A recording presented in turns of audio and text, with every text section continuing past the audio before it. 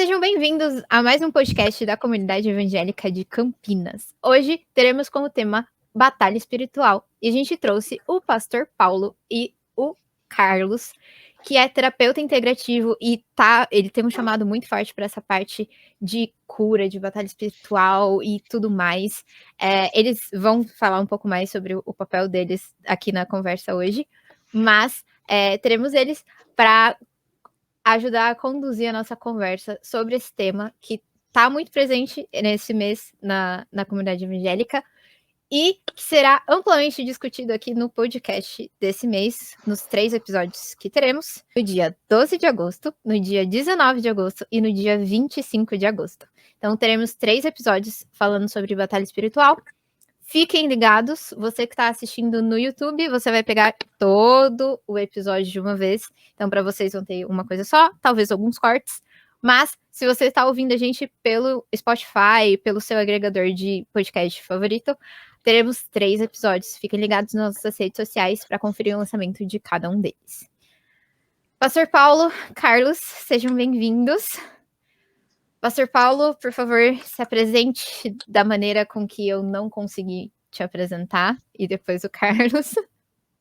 Eu sou o pastor Paulo, pastor da Comunidade Evangélica de Campinas, junto com o pastor Sérgio, né?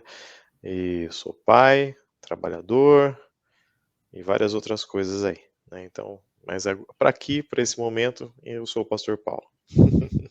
E é uma honra estar aqui, eu agradeço, né? Creio que vai ser um momento muito legal da gente conversar, discutir, tirar dúvida, vai ser bem legal. Eu sou Carlos Fernando, alguns de vocês podem me conhecer somente por Carlos, outros por Fernando, mas eu sou Carlos Fernando.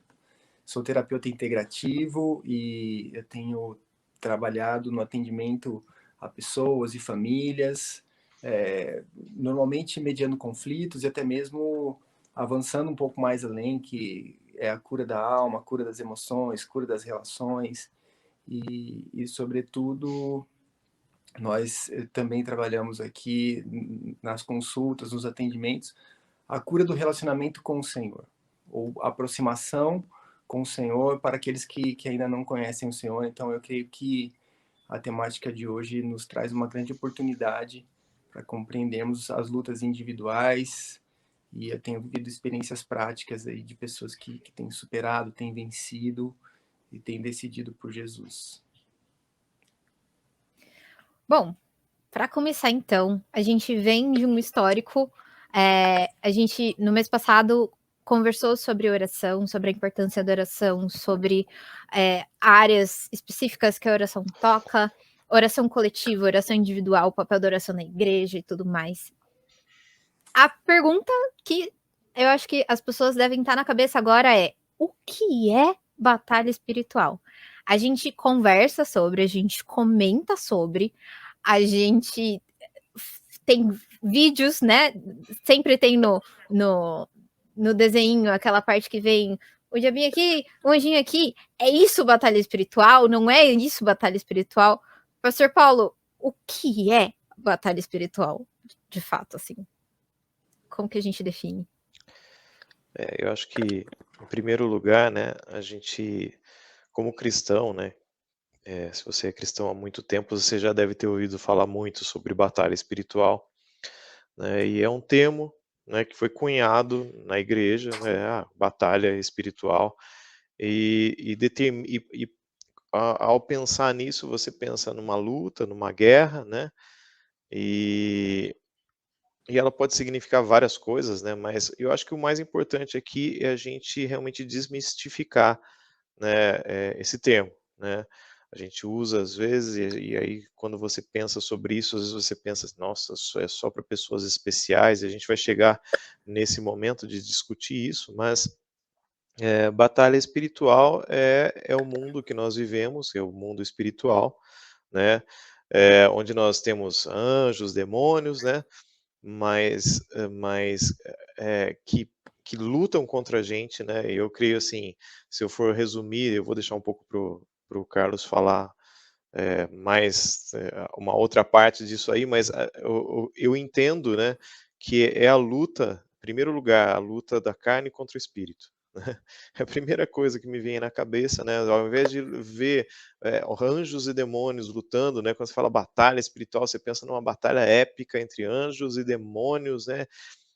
E aquela coisa, né? E você ali no meio, né? Mas não, você é participante dessa batalha espiritual, e batalha espiritual para mim é, em primeiro lugar, é mais do que isso, mas em primeiro lugar, né? É a batalha da carne contra o espírito, que Paulo fala tanto, né? E que é algo que a gente luta todos os dias, né? Então, batalha espiritual não é só para alguns, né, iluminados, né, preparados para isso, mas batalha espiritual é algo que a gente enfrenta todos os dias. Nós vamos falar um pouquinho mais detalhado daqui a pouco como assim que é todos os dias, mas é uma batalha no reino espiritual, né? Depois a gente vai falar o que é o reino espiritual para você entender, né? Mas é isso. Eu creio que Gálatas 5:16, a gente tem essa referência interessante dessa guerra interna, né? Porque eu acredito que a batalha espiritual ela aconteça internamente. Então há um momento em que a gente toma uma decisão pela santidade ou pelo pecado. Então essas são como se fossem duas munições interessantes para a gente pensar. Então todas as vezes que a gente consegue resistir ao pecado é como se o inimigo recuasse. Mas quando a gente não resiste, é como se o inimigo avançasse. Então, eu consigo imaginar uma batalha em que campos internos da nossa existência são tomados pelo inimigo, muitas vezes, diante de fraquezas e quedas e pecados recorrentes, ou até mesmo legados geracionais, né, iniquidades geracionais. A gente abre um campo de discussão gigante, somente a partir dessa temática, mas eu concordo com essa ideia da batalha interna. É como se nós tivéssemos gigantes internos, né? Como se nós fôssemos ali um Davi pequenininho e houvesse um Golias internamente que a gente precisasse derrubá-lo, resistindo ao pecado. E o texto vai dizer claramente para a gente em Tiago, né? A gente resiste ao diabo, mas antes disso a gente se submete ao Senhor. Então, submetei-vos, pois, a Deus, resisti ao diabo e aí ele fugirá. Então, eu entendo que esse versículo traz, assim, né, muita clareza sobre como a batalha acontece e que ela é interna, sim, em partes, grande parte dela, a maioria das pessoas que eu atendo, elas estão em conflito o tempo todo, né? Então, muitas vezes é o quebrantamento. A gente precisa se quebrantar para aceitar a vontade de Deus em uma determinada área da nossa vida e pronto, aí a gente já tem uma nova mente, uma nova visão sobre aquela área e uma ressignificação daquilo que outrora nos escravizava e o inimigo reinava sobre aquele território.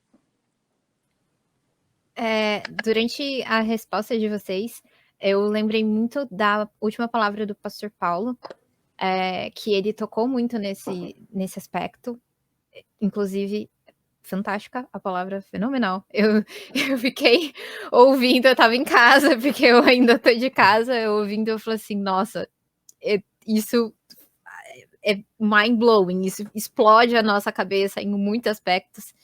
E foi muito colocado a questão do reino espiritual, e eu acho que tem muito a ver com a batalha espiritual, ou talvez não, mas eu acho que tem muito a ver. O que seria, de fato, esse reino espiritual? Como é que vocês definiriam isso para quem ainda não tem essa noção? Para quem ainda não consegue visualizar isso, a diferença entre o que a gente faz aqui e como isso afeta o reino espiritual?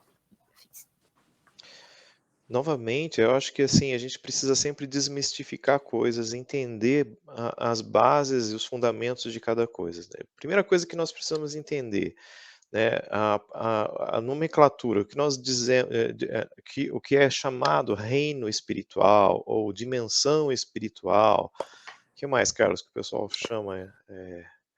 O mundo espiritual. Mundo espiritual, né? A gente tem que entender que tudo isso a gente está falando da mesma coisa, né? E é de onde nós viemos e de onde nós somos, né? Então, cada um de nós, né, nasceu, é corpo, alma, espírito, né? E é eterno. Então, assim, eu, né, você que está me ouvindo, todos nós somos eternos, nós fomos criados por Deus, né, e nós temos um espírito, né, aqui dentro, e nós somos eternos, indestrutíveis. Você nunca vai deixar de existir, você é indestrutível, tá? Então, assim, por que eu estou dizendo isso? Porque quando a gente pensa em reino espiritual, você vai pensar em anjos, demônios, Deus, o diabo, né? E você tem que entender o seguinte, que o mundo espiritual é o mundo para o qual e aonde nós fomos criados e aonde nós habitamos todos os dias da nossa vida, desde o momento que você sabe que você existe, tá? Então, por que eu falo sempre, de novo, né, falar sobre desmistificar? Porque a gente precisa entender que, na verdade, esse mundo que nós vivemos, ele não é o mundo importante. Quando a gente fala de morte nesse mundo, né, tem gente que nem usa a palavra morte. Acho que nem seria o certo usar morte, porque é uma passagem, né? Você passou, né? Quer dizer, a sua vida passou, né? E a morte é a morte eterna, né? É você viver, né, oprimido pelo diabo a vida inteira. Então, assim, essa é a base do nosso entendimento cristão, né? E muitas vezes, e é até meio filosófico, né, a gente pensar sobre isso, mas eu não quero dificultar, eu quero colocar na prática e fácil de entender, que o mundo que nós vamos, que é assim, é como se esse mundo real que nós vivemos não fosse o mundo real, que é a verdade. Na verdade, nós somos cidadãos, né, nós moramos num lugar espiritual, nós fomos criados para isso. Quando Adão e Eva vieram, o Éden é esse lugar espiritual. Quando eles pecaram, foi aí que a terra começou a sofrer, tudo se deteriorar, né? O que acontece é que nós vivemos aqui nesse mundo por causa do pecado, né? E o que nós enxergamos, o nosso corpo, ele vai se deteriorando e um dia vai chegar no fim, mas a nossa existência não depende do nosso corpo. A nossa existência depende do nosso espírito. Então, e se você entende que você é espírito, então você entende que você vive no mundo espiritual, porém o seu corpo não permite que você veja e nem sinta muitas vezes o mundo espiritual, porque ele não é sentido nem visto pelo nosso corpo corrompido, né? Há uma separação, né? É algo que para nós é invisível, é algo que para nós às vezes você não consegue nem sentir, mas você sabe que existe, né? E aí a gente usa a fé para entender, eu entendo a Deus, eu creio em Deus, né? Mas a questão é, não ache que o mundo espiritual é coisa de outro mundo, né? Mundo espiritual é o seu mundo. E esse mundo terreno que nós chamamos, né, é a nossa existência dentro desse corpo e dentro dessa terra que está em constante, ela está em constante corrupção, ela está se corrompendo, ela está se deteriorando, né, no sentido de que a nossa terra, o nosso corpo, tudo, ele está deteriorando, né? A Bíblia diz, né, que a criação, né, ela anseia, ela espera a manifestação dos filhos de Deus, né? Por quê? Porque desde que Adão pecou, né, tudo vem sendo corrompido, vem sendo apodrecido, né?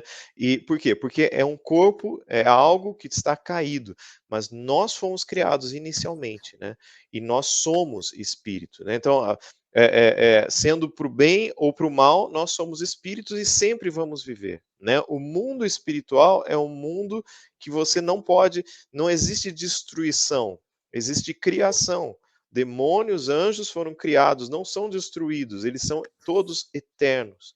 Agora, existe uma diferença para onde nós vamos, né? Se é para o reino do Senhor, né? Ou se é para o reino, ou você vai para as trevas, né? Para o sofrimento eterno ou para a vida eterna com Deus. Mas a questão principal, o que é esse reino espiritual, é o reino ao qual, pelo qual e aonde nós fomos criados e aonde nós pertencemos, né? Sabe, eu penso que essa segregação entre mundo natural e mundo espiritual, ela está muito explícita no Salmo 115, versículo 16, em que o salmista diz que os céus são os céus do Senhor, mas a terra foi dada aos filhos dos homens. Então, o Senhor criou toda a terra e ele é dono de tudo, né? O Salmo 19, a gente vê que o Senhor é dono de toda a criação, entretanto, ele compartilhou conosco o governo. E de fato, esse governo, ele foi corrompido. Então, quando a queda acontece, há uma dissociação de valores entre o reino dos céus e daí o reino da terra, né?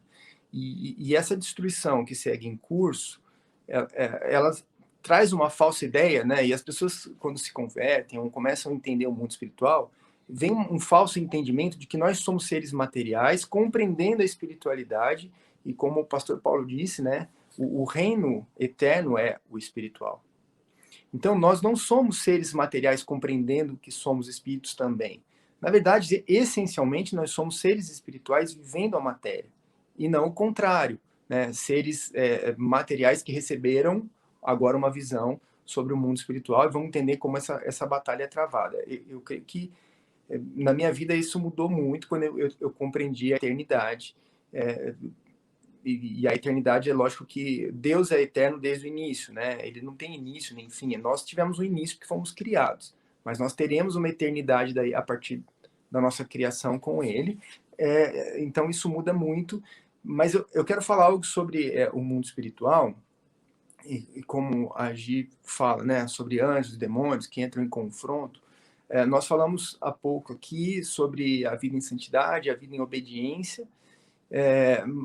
Mas ainda que haja um confronto entre anjos de luz e anjos de trevas, né, é incomparável o poder e a soberania do Senhor em relação ao reino rebelado. Então, basicamente, são dois reinos: o reino de luz, o reino de vida, e o reino de trevas ou o reino de morte, né?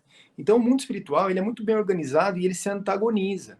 Então, da mesma forma como a gente conhece aqui, né, nós temos essa ambiguidade entre frente, trás, alto, baixo, dentro, fora, limpo, sujo, né? Assim é o mundo espiritual, ele é muito bem segregado, né?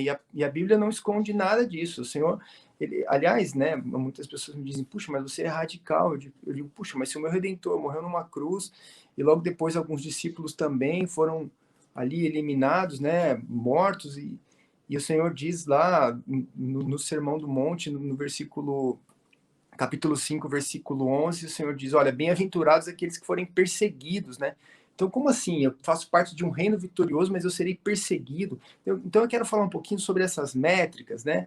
Para a gente entender que Jesus, ele quebra um pouco a nossa ideia sobre poder e sobre guerra, né? Então, nós vivemos um período da história em que a guerra era comum e aqueles que venciam eram os mais poderosos, mais violentos, mais agressivos. Mas Jesus diz, não, bem-aventurados agora serão os pacificadores, né? E ele vai dizer, os mansos e humildes, esses herdarão a terra, não mais os violentos, né? Então, sobretudo, o reino dos céus deseja vir para a terra de novo. E essa oração que Jesus nos ensina em Mateus 6, né? Ele vai dizer, olha, Pai, o Senhor é soberano sobre todo o mundo espiritual. E Jesus tem esses olhos espirituais que a gente ainda não tinha, né? E a gente não tem, muitas vezes a gente tem revelações. Mas assim, Jesus tinha clareza e ele diz, tu és soberano e bendito nesse lugar espiritual. Que o teu reino possa vir aqui, né? E a sua vontade seja feita aqui também, porque a coisa aqui está ruim. Eu acho que essa percepção que Jesus tem quando ele nos ensina o Pai Nosso, né? Mas é isso, ele vai ensinar que as armas dos céus, as armas desse reino, são muito diferentes do que a gente entende como batalha e como guerra aqui na Terra.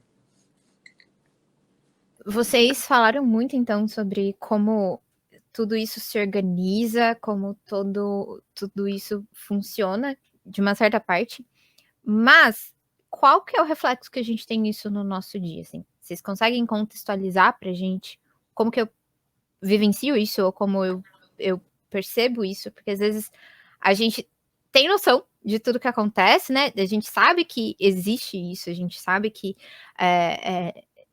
como estamos mas às vezes fica difícil visualizar isso, né, tipo, como isso de fato influencia no meu dia a dia.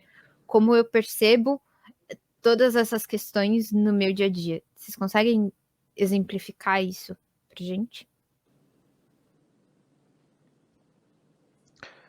Quer começar essa, Carlos? Posso começar. Bom, eu tenho aqui uma inspiração para compartilhar com vocês sobre como eu vejo o mundo espiritual sobre a Terra, como ele influencia a nossa vida, né? Como é que nós podemos compreender essas batalhas e essas guerras no nosso dia a dia, na nossa história, na nossa vida. Eu percebo que claramente nós somos alistados para essa guerra quando a gente entrega a nossa vida para Jesus, quando a gente reconhece o senhorio de Cristo.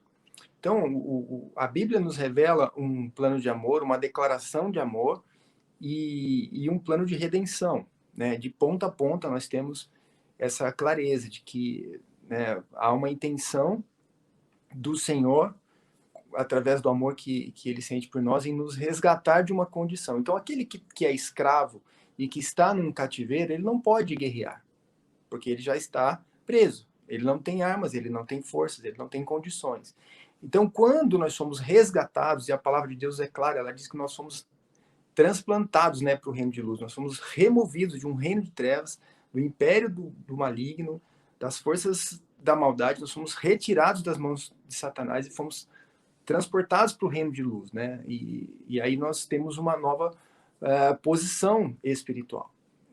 E aí é que nós começamos as nossas batalhas. Então, o nosso processo de conversão, ele muito diz sobre vitórias que vamos alcançar em áreas das nossas vidas.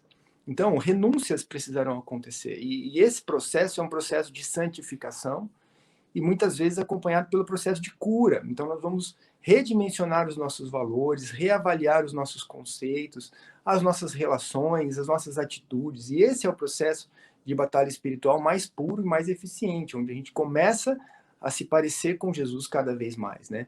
Então, no dia a dia, nós muitas vezes somos tentados, e Satanás tentou o próprio Jesus, né?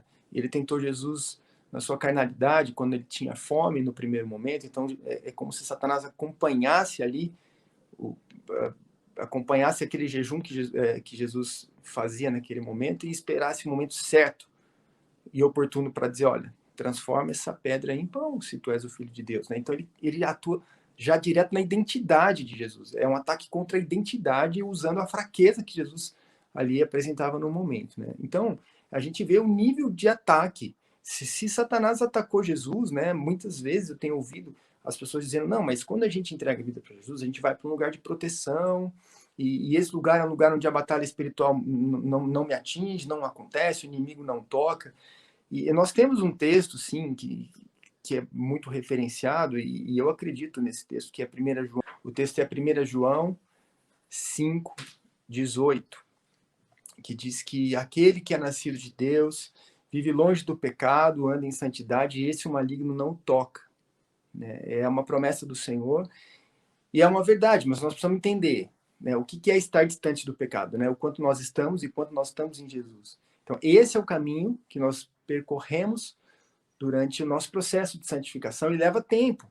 Então, nós precisamos entender que muitas áreas das nossas vidas precisam de atenção, né? Sobretudo aquelas que nós temos mais ataque, que sofremos mais ataque, ou que temos mais fraqueza, né? E isso acontece na nossa vida cristã, acontece dentro da igreja. Então, é muito comum áreas da nossa vida serem paralisadas, ou nós sentimos que não há prosperidade, ou que há muita frustração, ou que se empenha muita energia e pouco resultado, né? Então a gente precisa entender se essa área foi santificada, foi visitada, se nós estamos sendo parecidos com Jesus nessa área da nossa vida, né? E eu entendo que a batalha espiritual, então, ela é composta por uma complexidade da nossa vida familiar, profissional, nossa vida eclesiástica, nosso ministério e a nossa vida relacional como um todo.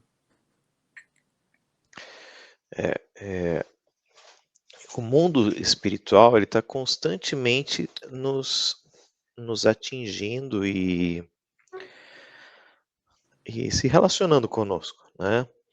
Mas se nós formos nos basear nos nossos sensores do nosso corpo, né? Nós não vamos conseguir detectar. É muito difícil, né? Isso acontecer. Então, como que isso nos afeta? Como o reino espiritual, né, de um lado e de outro, né, do mal, né, e do bem, né, de Deus e dos demônios, eles nos atingem, né?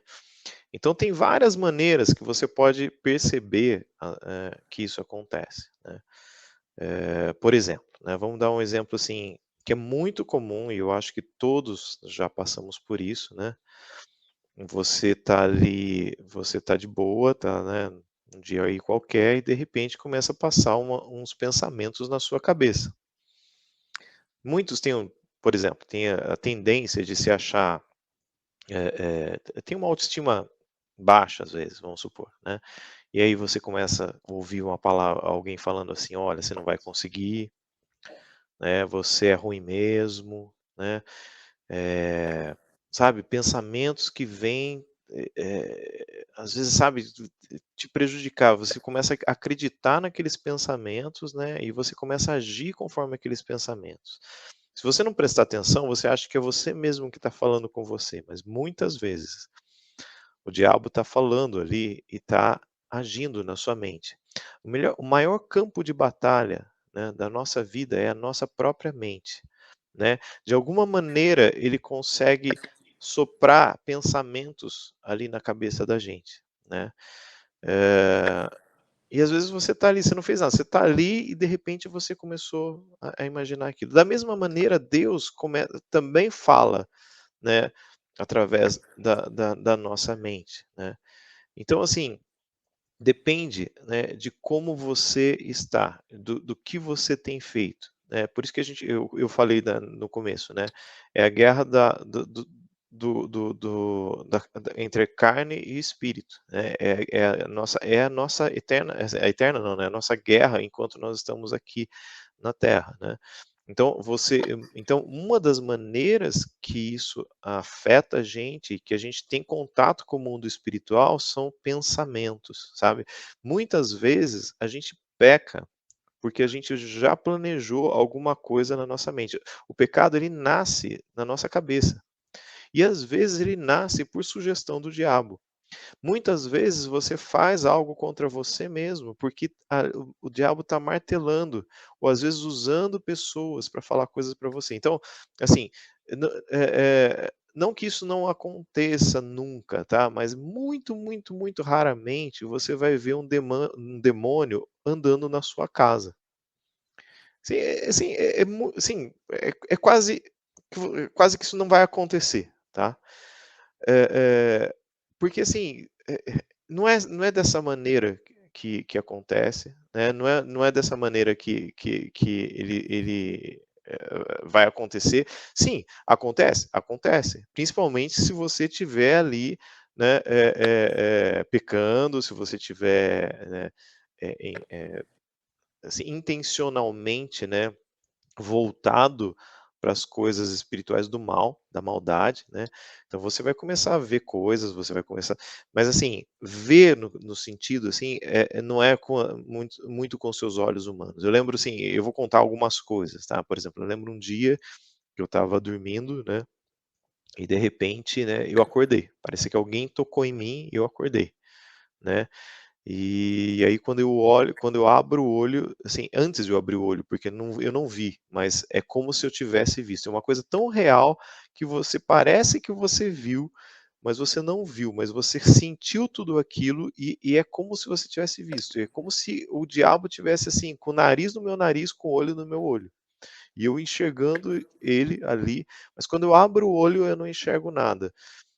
Mas aí eu entendi que havia uma opressão ali, né, naquele momento no meu quarto, né, e aí eu comecei a orar. Então, assim, foi um contato que eu tive com algum demônio, com alguma coisa, né, e foi muito real, né. Por outro lado, como é que eu sinto o reino espiritual, né, da parte de Deus, né? Por exemplo, um outro exemplo, né? Um dia eu estava orando, né? No meu tempo de oração, estava numa sala orando na igreja, né? E orando, e eu fiz uma oração ali. Semanas depois, eu eu estava num congresso, né? E um pastor veio e ele falou: "Olha, você estava orando isso, isso, aquilo. Eu respondi a sua oração." Então, ninguém sabia, eu não contei para ninguém, né? E de repente alguém vem trazer uma mensagem, uma resposta de uma oração que eu fiz que ninguém viu. Ora, se isso não é o reino espiritual, eu não sei mais o que é, né? Então, assim, é, é, é, não é algo que você muitas vezes vai ver. Às vezes você vai ter uma visão. Às vezes, quando fala sobre Daniel, fala sobre Ezequiel, eles têm uma visão, mas não é claro que eles viram aquilo, porque aquilo é algo espiritual, é algo que os outros não podem ver. Quando Paulo teve a visão de Jesus, ninguém mais viu, só ele viu. Por quê? Porque não era algo do nosso mundo terreno, era algo espiritual. Então tem muitas formas e maneiras, às vezes as pessoas dizem: "Nossa, mas eu senti tal coisa, parece que alguma coisa me tocou." E realmente aquilo acontece, né. Mas às vezes e a gente vai falando sobre isso, senão a pessoa fica até com medo, né, assombração, não sei o quê, mas tudo isso, né, tem a mesma raiz, tem o mesmo, né, é algo que está ali, que existe, né, e nós não estamos vendo, né.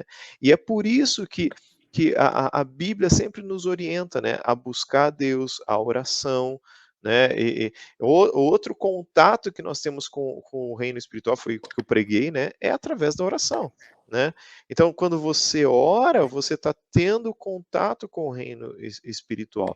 Então, quando você está orando ali, o seu espírito se conecta com Deus, e às vezes você não sente nada, você não sente nem alegria nem tristeza, às vezes você não sente nada na sua alma, quero dizer, né? Às vezes você não sente nada no seu corpo, mas a sua oração tá sendo ouvida e você está num lugar privilegiado, você está num lugar espiritual, o seu espírito está ali, porque o seu corpo está aqui na terra, a sua alma está aqui na terra, mas o seu espírito está conectado com Deus. Da mesma maneira, quando a gente peca, toda vez que a gente peca, né, a gente abre, é como se fosse, as pessoas falam, é uma brecha, né?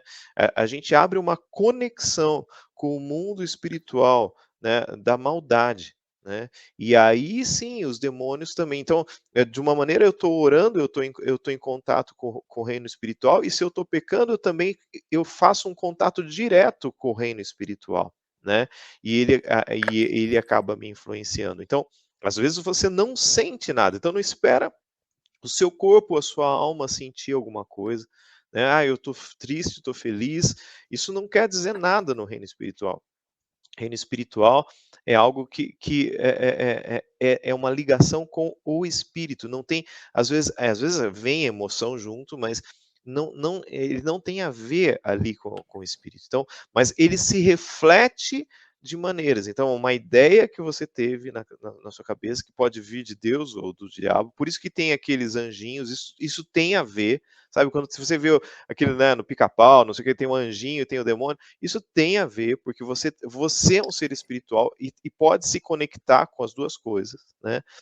Mas o jeito que nós vivemos aqui na Terra diz muito sobre o nosso contato com o reino espiritual da maldade e com o reino de Deus, entende? Assim como o Carlos falou que há uma divisão clara, então é um mundo espiritual, é algo geral, mas é uma divisão clara, e eu posso escolher com qual lugar eu vou ter contato, ou orando ou pecando, né? Isso, e sabe o que me vem fortemente, com muita clareza sobre o reino espiritual, é que nós não precisamos mais lutar. Então, muitas pessoas me perguntam como é que eu entro para lutar contra É, os espíritos da maldade, né? Porque Jesus é, venceu todos os inimigos, né? Jesus despojou a todos, e a gente vê essa revelação, né, de que o inimigo foi exposto à vergonha, despojado.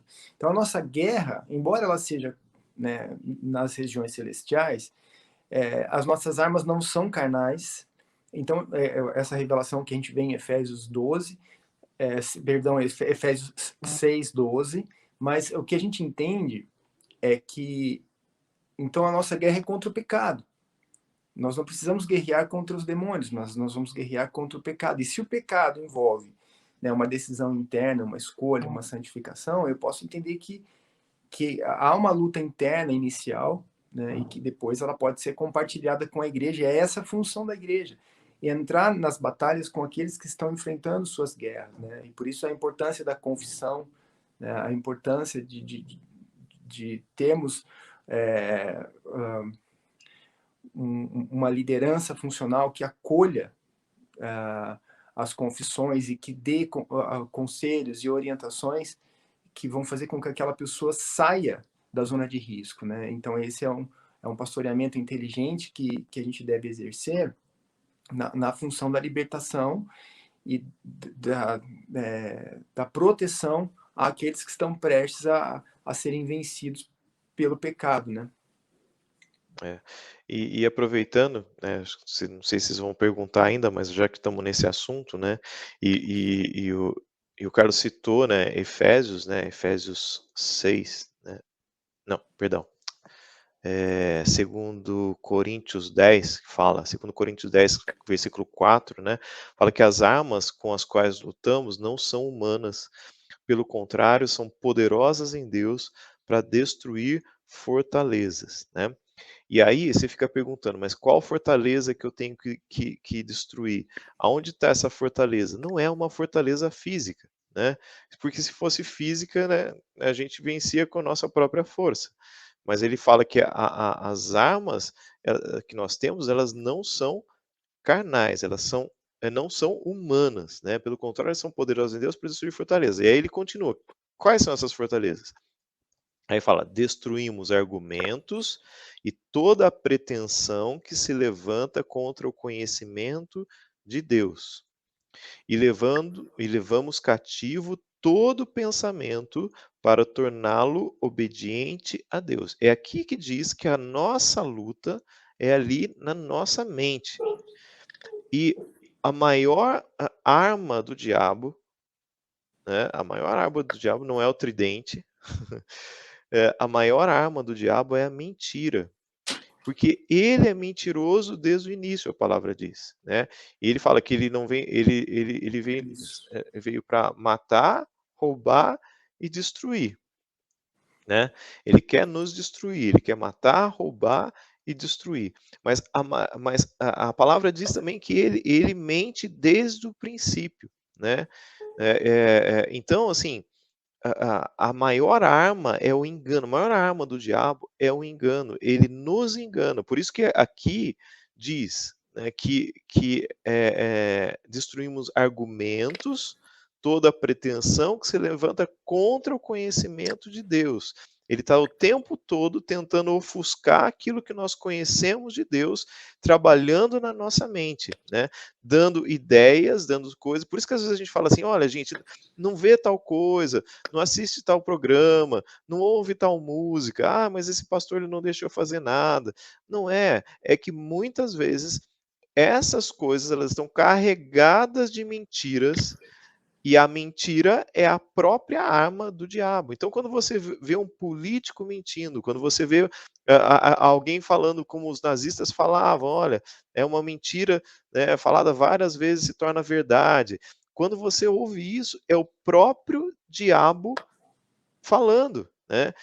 São as armas do diabo atacando a sua vida. Naquele momento, quando você enfrenta uma mentira, quando você ouve a sua mente falando algo que não é, vamos pecar, ou você não é nada, ou, né, se separa da sua esposa, ou bate nos seus filhos, ou sabe, tantas coisas que você começa a ouvir e vem na sua mente, mentiras que você lê, que você ouve, que você vê, né? é a principal arma do diabo. Então, quando a Bíblia diz que é poderosa, e essas mentiras nos deixam em fortalezas, nos prendem em fortalezas. Então, as mentiras, ele faz a gente acreditar em tantas mentiras que você fala, eu não posso dar um passo para frente, porque eu vou morrer, eu vou ser destruído, alguma coisa vai acontecer, mas é mentira, você não vai. Ele simplesmente ele está te mantendo preso, ele está te enganchando, né, mantendo você paralisado, sabe? O medo é isso, né? Quando a gente ouve falar que o amor lança fora todo medo, porque quem coloca o medo em nós é o próprio diabo, né? Porque em Deus não há medo, né?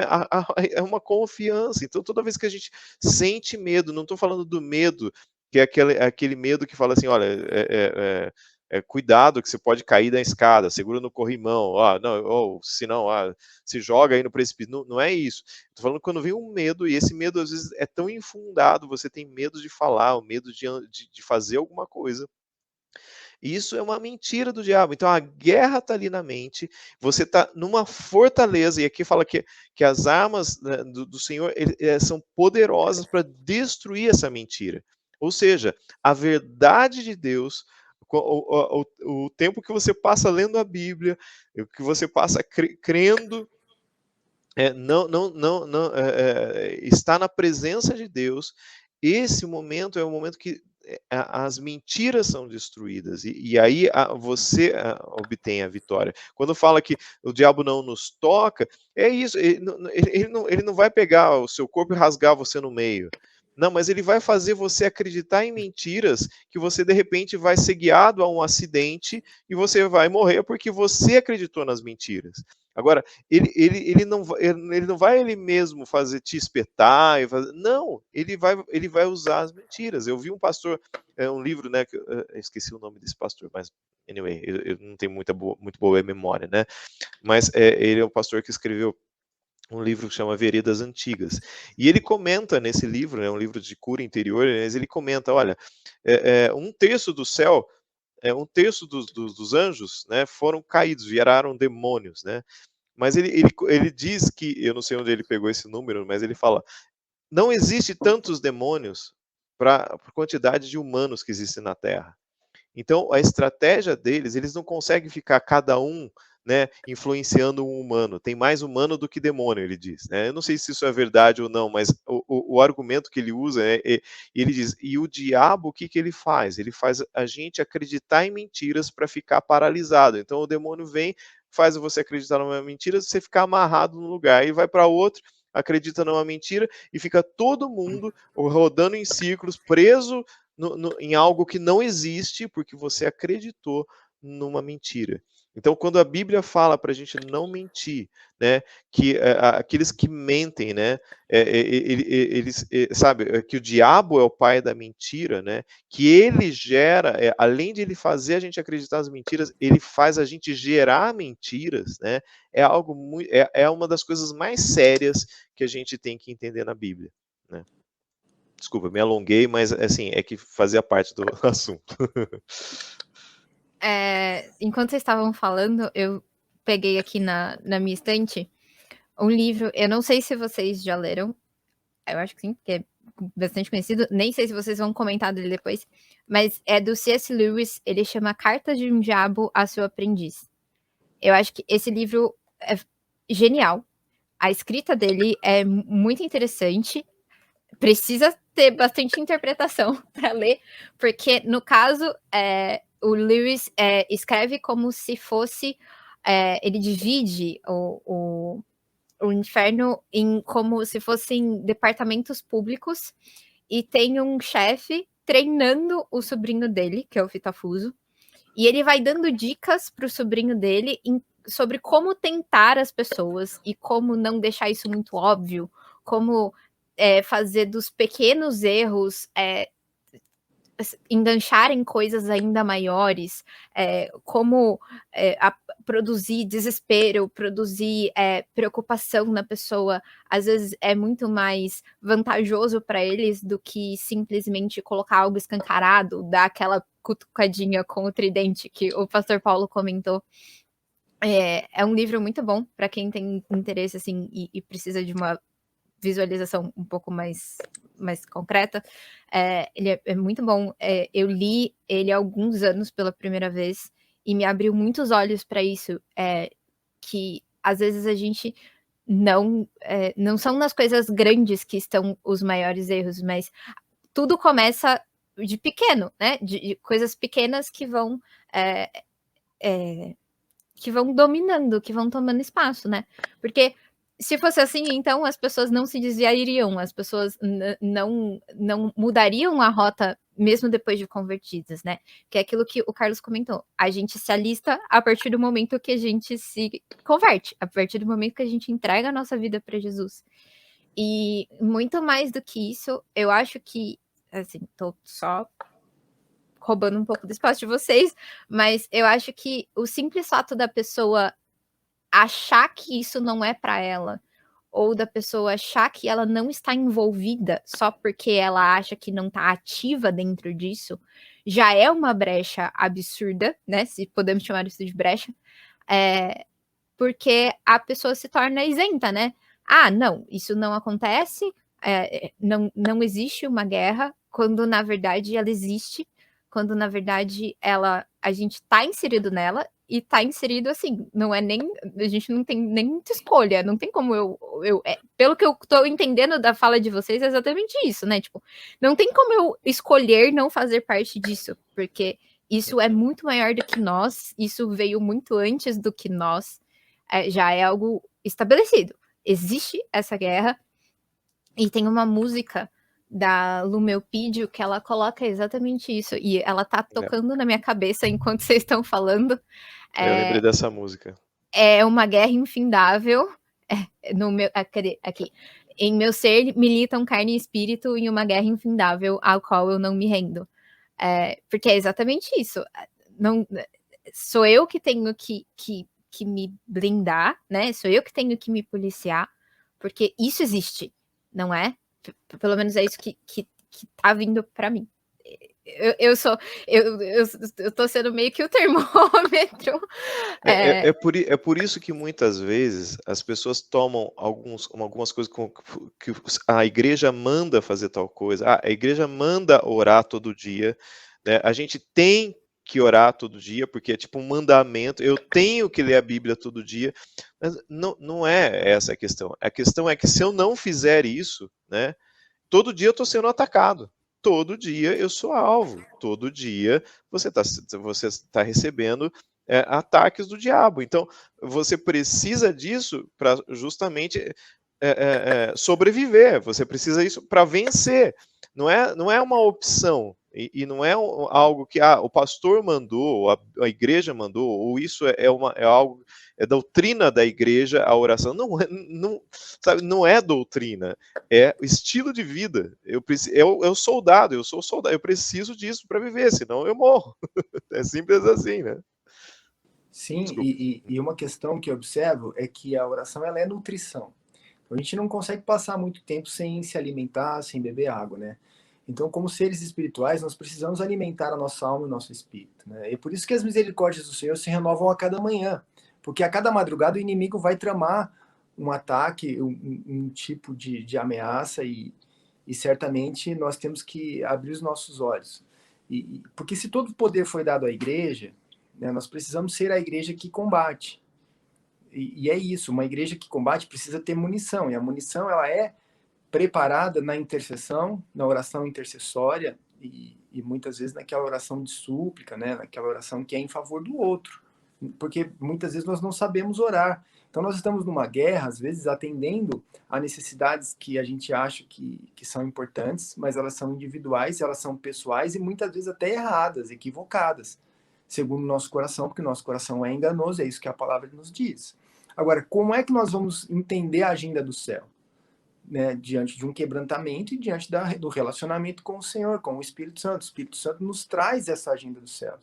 Isso é que é maravilhoso, né? Nós temos todo o recurso, nós temos a clareza, mas antes disso nós precisamos ter saúde. Enquanto o pastor Paulo falava sobre medo, né, eu lembrava da primeira tentativa de através de Moisés, para entrar na Terra Prometida, e a gente sabe que foi o medo que impediu e que roubou aquela conquista, né? Então, o medo paralisou, e a consequência, a gente sabe, foram mais 38 anos de deserto e uma geração toda morta no deserto, que não herdou aquela terra por conta do medo. E é interessante que quando Josué vai entrar na terra, a gente vê isso em 1 Josué, a mensagem do Senhor não é assim, olha, seja sábio, seja prudente, seja um bom gestor, né? Administre bem os recursos, seja, assim, longânimo. Não. O Senhor faz questão de dizer, não tenha medo, seja corajoso, né? Porque, de fato, o medo paralisa. E eu quero trazer uma questão prática aqui, que eu tenho vivido, que é uma segunda questão e que ela envolve o outro, muitas vezes, que é a falta de perdão. Então, essa amargura, o rancor, né? O perdão não liberado é, assim, terrível para todos. E aí não importa o nível de conversão ou, né, ou como a gente se julga, né, se a pessoa está dentro da igreja, se não está, se está tentando viver o evangelho fora da igreja, ou se tem algum ministério ativo, não importa. A falta de perdão é um aprisionamento espiritual que impede bênçãos e assim, facilita o acesso do inimigo em muitas outras áreas da vida da pessoa, né? Então, a falta de perdão impede que você entre nas regiões celestiais, né, no reino, se conecte com o reino de Deus na oração, né, como a gente falou. Simplesmente você não entra. Simplesmente você fica ali no seu mundo, não tem conexão com o mundo espiritual de Deus, não tem. Simplesmente parou ali, não vai. Está fechada a porta, você não entra. É verdade, Mateus 5:23 tem um texto que diz assim, olha, se você tem algum problema com o teu irmão, antes de entregar a tua oferta, deixa a tua oferta aqui no cantinho, volte, acerte-se com ele, daí você vem e entrega a tua oferta. Naquela ocasião, Jesus estava dizendo o seguinte, ele estava dizendo que aquela oferta seria a vida da pessoa, né? Então, para entrar para o reino dos céus, é isso mesmo, pastor Paulo, né? Nós precisamos perdoar, e mais para frente, Mateus 6, um pouquinho mais adiante, a gente vai ver que aquele que não entrega perdão também não é digno de recebê-lo. E a gente vê logo a parábola do credor, né? Aquele credor que cobra um servo ali por valores pequenos, mas ele tinha acabado de receber um perdão de um valor impagável, de uma dívida impagável, mas ele cobra com violência. E depois essa questão vem à luz e ele volta para a prisão, até que o último centavo da sua dívida fosse pago, mas ele é entregue aos atormentadores, aos verdugos, algumas versões... atormentadores. Esse verdugo, né, em alguma versão a gente vai ver verdugo, mas quer dizer os atormentadores, que são espíritos atormentadores, né, são espíritos das trevas. Então a falta de perdão, ela paralisa uma vida e gerações, porque parece que é um mal que perdura, né, porque você aprende esse comportamento de rigidez, né, de amargura. Nós fomos atender uma moça recentemente, eu vou contar rapidamente essa história, e ela estava com a vida paralisada, muito triste, vivia opressões e sonhos terríveis, assim, e daí a gente entendeu que a vida espiritual dela está muito ruim, porque ela era um misto de nova era, com algumas imagens de adoração e coisas assim egípcias, uma mistura, e ela não tinha nem clareza, né? Quando eu perguntava da orientação de fé, ela disse, eu acredito em tudo que dizem que é bom, né? Eu disse, tá, mas então vamos pensar em Jesus, que Jesus não é mais uma possibilidade, né? Jesus é a única possibilidade, já que todos os caminhos levam a Deus, isso é verdade, porque tudo leva a Deus, né? Mas o que nos leva justificado é o nosso quebrantamento diante do Senhor Jesus, e pronto. Então Jesus nos leva a Deus justificado, eu disse isso para ela, ela entendeu, e nós fomos até a casa dela para pegar aqueles objetos de idolatria e adoração que ela tinha. E eu saí com o porta-malas cheio de coisas, muito, livros, materiais, objetos, né, assim, não vou descrever aqui, mas muita coisa, e daí no final apareceram alguns objetos pessoais, como bolsas e vestidos, e caros, peças assim de valor assim bem acima da média, e ela disse que ganhou aquilo de presente e que ela tinha ideia de que aquilo pudesse ter trabalhos espirituais, porque a pessoa que deu para ela frequentava um lugar que consagrava objetos e tudo mais. E ela sentiu a vida presa depois disso, ela sentiu tudo paralisar, o relacionamento terminou e foi difícil, né, um período muito difícil. Eu disse, tá bom, vamos orar, se você sente no seu coração que você deve entregar isso também. E ela entregou joias, entregou esses objetos para a gente destruir. E eu disse, tá, vamos pensar, vamos ver o que o Espírito Santo diz para a gente fazer e a gente vai obedecer. Naquele momento, nós começamos a orar com ela, então, cancelando os vínculos espirituais. E, de cara, já manifestou um espírito nela, ela foi derrubada, e daí ela ficava se debatendo, e foram 6 ou 7 manifestações, assim, em seguida, mas espíritos diferentes. E ela foi renunciando, e ela foi sendo tocada pelo amor de Deus, e ela chorava, e ela foi acolhida. No último espírito que manifestou pesado mesmo, foi nesse momento em que ela perdoou a mulher que entregou os objetos consagrados e trabalhos espirituais feitos ali naqueles objetos. E eu disse, o que você gostaria que acontecesse com ela? Ela disse, não, eu gostaria que ela encontrasse Jesus, e que Jesus a encontrasse como eu fui encontrada. Porque certamente, pelo que vocês estão me dizendo, ela vive no engano espiritual. Eu disse, sim, então vamos fazer uma oração e você repete comigo. Eu libero perdão na vida de tal pessoa, porque ela deve ter feito isso por engano e tal. Enquanto ela falava, a boca travou e ela não conseguia falar. Ela não conseguia terminar a oração. E ela foi se esforçando até que ela disse, eu perdoo e eu declaro salvação sobre a vida dela, que ela será encontrada por Jesus. Nesse momento o Espírito tomou ela de novo e aí ela foi para o chão. Foi violentamente jogada para o chão e ela rastejava como uma cobra, assim, uma coisa terrível. E nós oramos com ela e daí ela foi liberta, depois desse perdão, liberado. E o Espírito chorava, dizendo, não, eu não posso sair, eu não quero sair, não. Mas ela perdoou, então sai em nome de Jesus. Sai. Então é um nível de confronto. Então existe esse nível de confronto. Eu tenho vivido isso também, mas eu tenho visto que a falta de perdão gera as manifestações mais resistentes, né? Inclusive possessões, como a gente viu nesse caso. Até porque, na verdade, a falta de perdão é orgulho, né? É orgulho. Quem sou eu para não liberar perdão para alguém se eu fui perdoada por, sabe? Se Jesus me perdoou na cruz, se Jesus morreu pela minha vida, derramou sangue por mim, quem sou eu para não liberar perdão sobre a outra pessoa? E o orgulho precede a queda, né? É uma das máximas que a gente tem no mundo e é uma máxima que a gente sabe que é real, porque foi o orgulho que precedeu a queda do diabo.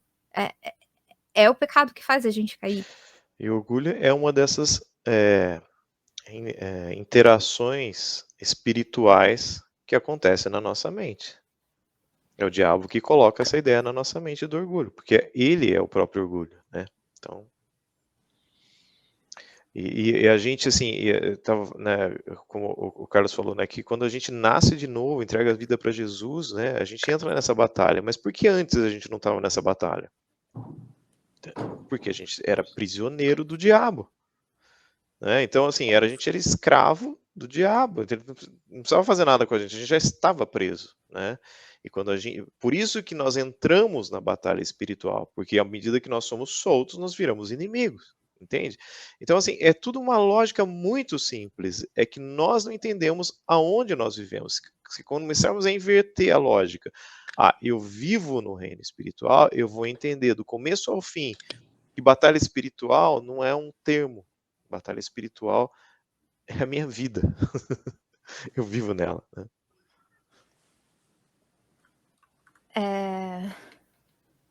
Eu acho que agora deu para visualizar, para contextualizar isso muito bem. Vocês falaram agora sobre coisas que impedem, atrapalham, ajudam a gente no reino espiritual, na nossa conexão com Deus, ao acesso que a gente tem com o reino espiritual e com as armas espirituais que a gente tem ao nosso acesso. Existem mais coisas, assim. Primeiro eu tinha pensado em perguntar como a gente se prepara para isso, mas na verdade a preparação é meio que a vida, né? Tipo, a gente não tem escolha, não tem assim, Essa era uma pergunta que eu não ia responder. Exato.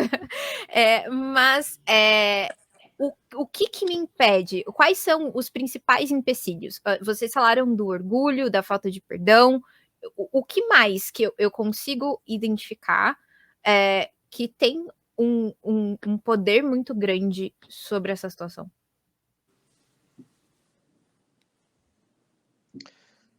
Eu vejo que uma das coisas, né, é a incredulidade, né.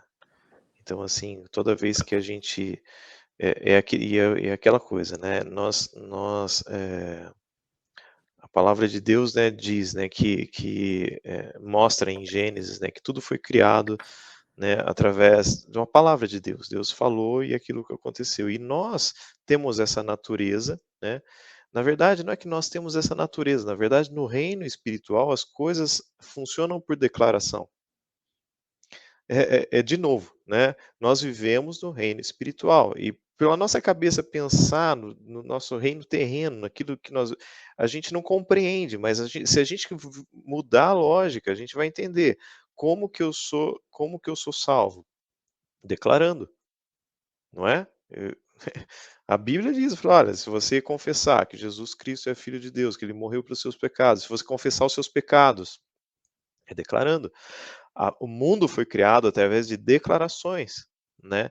E quando eu tenho e aí, respondendo a sua pergunta, uma das coisas, então, a falta de perdão, o pecado, mas a incredulidade nos leva a falar coisas do diabo, dar declarações do diabo. Eu não creio, isso não vai acontecer, isso é sempre assim, meu filho é sempre desse jeito, mas de novo você fez isso. Então, toda vez que a gente declara alguma coisa para a gente mesmo, ou para as pessoas que estão ao nosso redor, não é que a nossa, né, de novo, né, aquele termo crente, né, que as suas palavras têm poder. Não é que as suas palavras têm poder, são as palavras que fazem as coisas acontecerem no reino espiritual, né.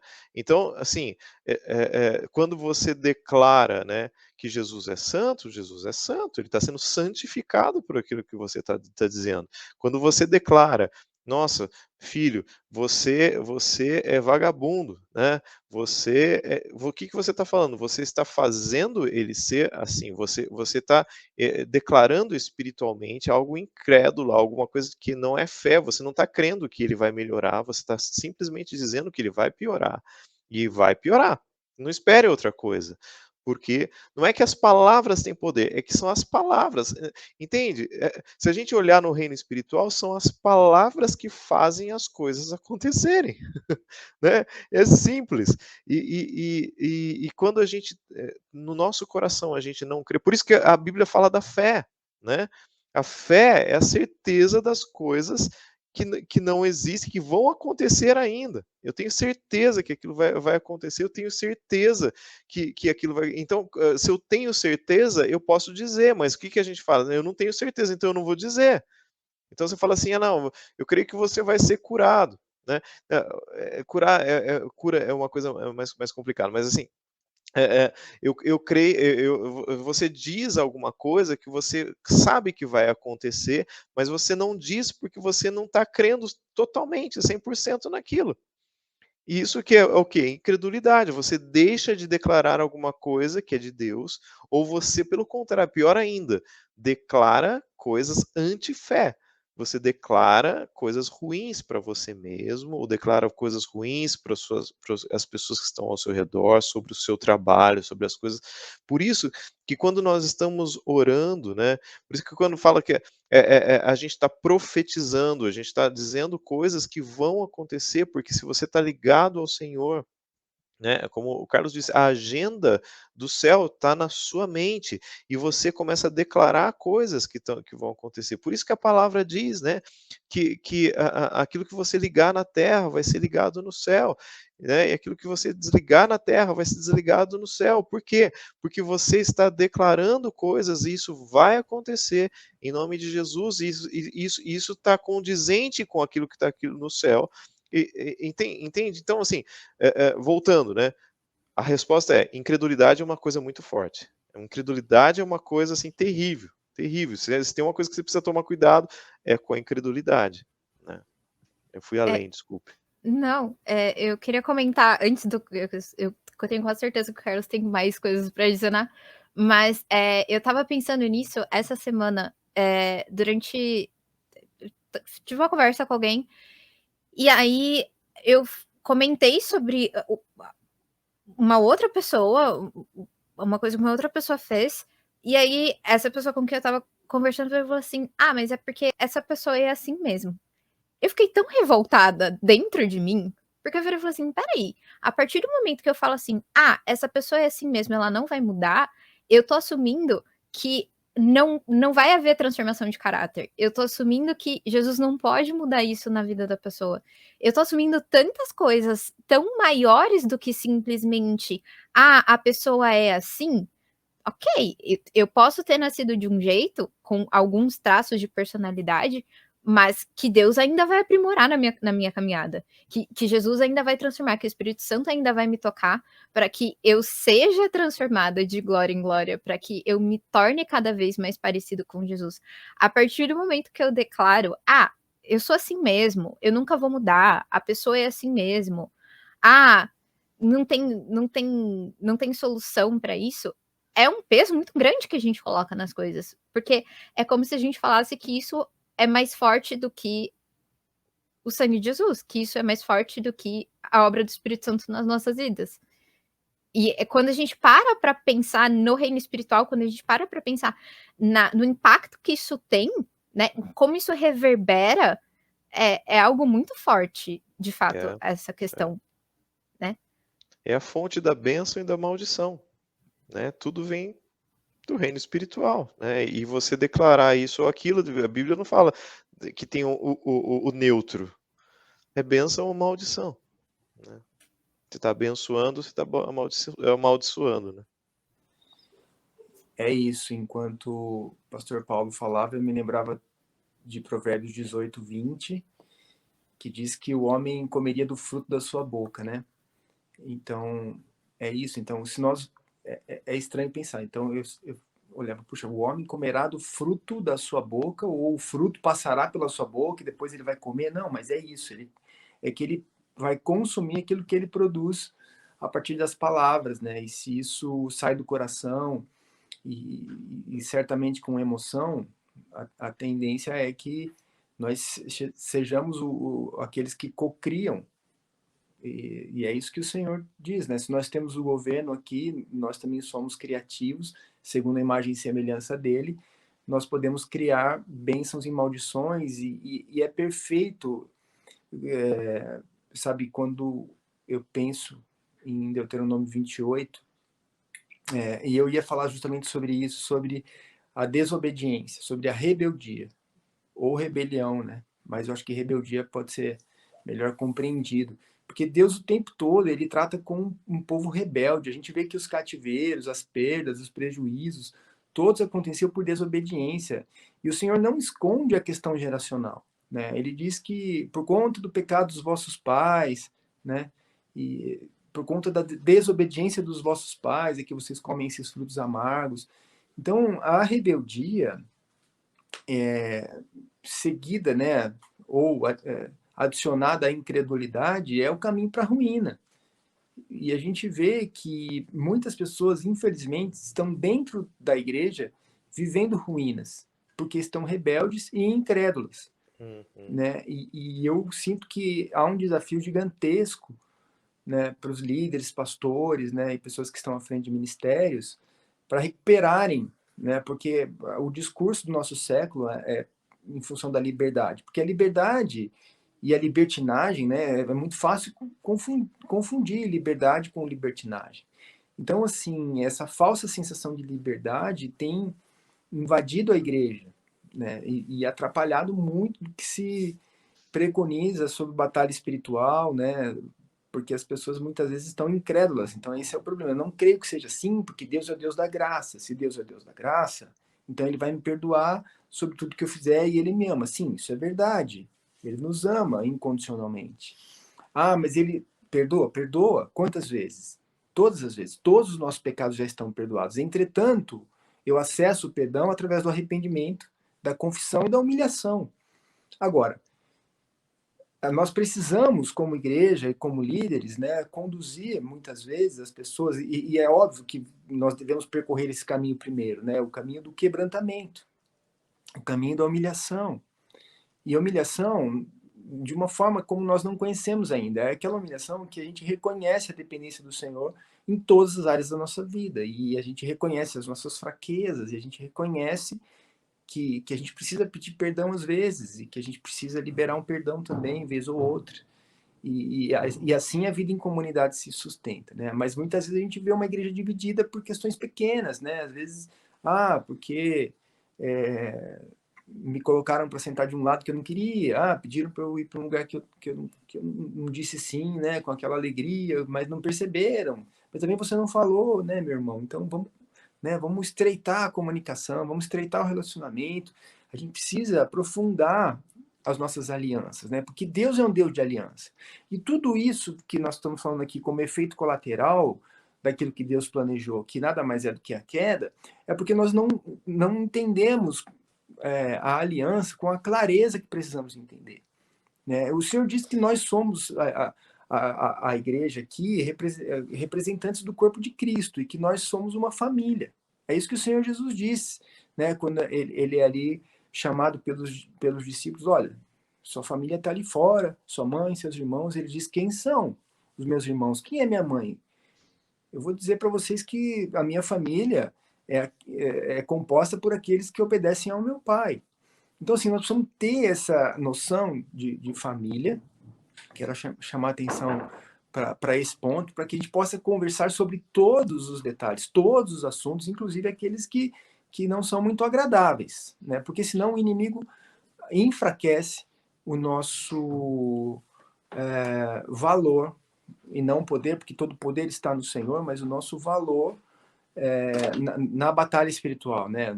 Naquilo que a gente poderia chamar de cura, de avanço, de santificação, né? E é claro que essas rupturas de alianças, né, ministeriais ou até mesmo dentro da igreja produzem infiltrações malignas. Eu acho que a gente teria até um outro dia para falar sobre esses assuntos, como o inimigo tem atuado contra a igreja, né? Eu acho que seria um tema interessante, porque também é outra questão que as pessoas dizem: não, mas o inimigo não ataca a igreja, né? Na verdade, a palavra diz que as portas do inferno não prevalecerão contra a igreja. E a gente vê que muitas vezes a igreja entende que o inimigo não vai passar para a porta da igreja, e não é bem assim. É a igreja que tem que invadir as trevas, remover aquelas vidas que estão nos cativeiros e expandir o reino de luz. Então, a visão de batalha espiritual sem essa lógica de que a igreja invade os territórios tomados pelo inimigo não me faz muito sentido, sabe? Né? E aí eu estou trazendo uma lógica. Nós começamos pela esfera pessoal, daquilo que é pecado, daquilo que é santidade, mas nós precisamos expandir essa questão para entender o papel da igreja na batalha espiritual, né?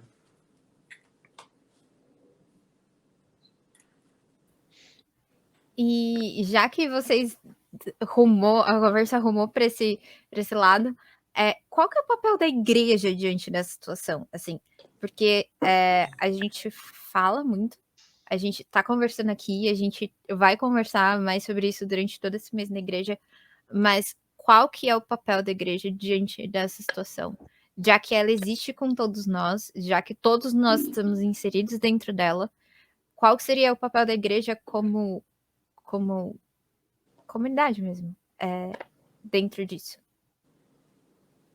Eu creio que um dos papéis fundamentais da igreja seja resgatar os filhos feridos, aqueles feitos cativos, cuidar deles e transformá-los em soldados, para que esses possam resgatar novos filhos e sobretudo, produzir o reino dos céus, né? E reproduzir o reino dos céus aqui na Terra. Então, essa observação, é lógico que o papel da igreja é muito mais amplo, mas eu estou trazendo esse viés e essa observação a partir da batalha espiritual, né? Então, é como se a igreja, nós estamos olhando agora para a igreja como um exército de Deus aqui na Terra, né? Então, os mecanismos de ação seriam amor, perdão, né? E todas as outras virtudes do Espírito, aquilo que a gente vê em Gálatas 5:22, né? Preparar as pessoas para serem capazes de se sentirem amadas, perdoadas, para que elas também amem e perdoem. Então, é esse o sentido principal, mas, sobretudo, identificar os inimigos, Porque os inimigos, né, como Davi, ele identifica o inimigo espiritual. Ele identifica Golias não como um inimigo pessoal. E é isso que nós precisamos entender. Né? Porque ele diz, olha, você vem contra o Senhor dos Exércitos. Você não vem contra mim, né? Então, a gente vê que ele se reconhece ali como pequeno, mas representando o reino dos céus, ele tem uma outra postura, um outro posicionamento, né? E a gente sabe que essa parceria com o Senhor. Então, o papel da igreja, na minha visão, é fazer parceria com os céus o tempo todo e mover os céus aqui na terra nesse sentido, em que a gente vai preparar nossa funda, se é a arma que a gente conhece, a gente tem habilidade com ela, é com ela que a gente vai, porque Davi despreza, né, aquelas armas oficiais de guerra, e ele vai com aquilo que ele tem confiança, e ele prepara, e ele passa tempo escolhendo as pedrinhas, né? Então a gente precisa passar tempo lapidando o nosso ministério para servir, e daí ele enfrenta esse inimigo que é o inimigo do Senhor. Então a igreja precisa entender que há um inimigo espiritual do Senhor que o tempo inteiro afronta e impede ou tenta impedir o avanço da igreja. E daí a gente atira a pedra e o resto o Espírito Santo vai fazer, que é direcionar essa pedra e aumentar a velocidade dessa pedra para que o inimigo seja abatido. Eu diria que o papel da igreja é ser igreja. Assim, às vezes as pessoas elas não têm o entendimento, né, da igreja. Eu sou cristão, né, e aí, beleza. Não preciso de uma igreja para congregar, né? E isso é a terceira coisa. Eu falei de ler a Bíblia, orar, né? Que a gente fala que é como se fosse uma regra dos cristãos, né, mas não é, é algo que a gente precisa. E congregar, você ser parte de uma igreja, né? Porque essa igreja, quando a gente está falando de guerra espiritual, né? E o Carlos falou muito bem, né? Sobre você alcançar vidas para Jesus, né? E é isso, né? É a libertação, é a conversão das pessoas, né? Mas é o cuidado também com as pessoas, com cada um, né? A igreja, ela conquista e ela cresce, né? E esse crescimento ele precisa ser sustentado, né? E é como realmente uma guerra, como um exército que ele vai tomando posse, mas ele precisa sustentar aquilo que ele conseguiu. Não adianta a gente tomar posse e simplesmente tomar posse, né? Não, eu vou tomar posse, mas eu não tenho gente para ficar aqui nesse território. Eu não tenho pessoas para cuidar desses que. Então, a igreja é algo, né, como a Bíblia diz, é o corpo de Cristo. Então, não é um mecanismo, né, é algo vivo, né, que cresce, né, e que aqui na Terra é